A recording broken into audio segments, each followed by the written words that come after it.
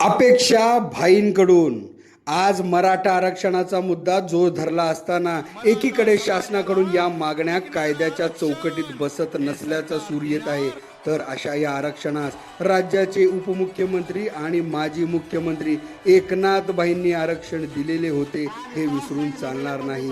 ऐतिहासिक निर्णय घेण्यात महारथ असलेले नेते म्हणून एकनाथ भाईंकडे पाहिले जाते, त्यामुळे भाईंच्या कार्यशैलीचे अनेक भक्त आहेत, ज्यात भवंश मराठा समाजातील आहेत। आज या निर्णायक परिस्थितीत भाईंनी पुढाकार घ्यावा आणि आपल्या समाजाच्या भावना तसेच छत्रपती शिवरायांची घेतलेली शपथ याची आठवण करत मराठा समाजाला आरक्षण देण्याकामी सरकारला भाग पाडावे असा सूर अनेक मराठा समाजातील कार्यकर्त्यांकडून येताना दिसत आहे।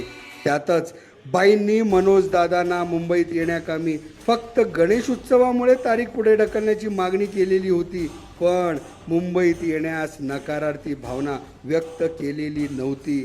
त्यामुळे आता एकनाथ भाईंनी पुढाकार घ्यावा आणि सर्व अडथळ्यांची शर्यत पार करत पाऊस सण वार याचा विसर पाडत निघालेल्या या समाज बांधवांच्या भावना समजून घ्याव्यात असेही बोलले जात आहे।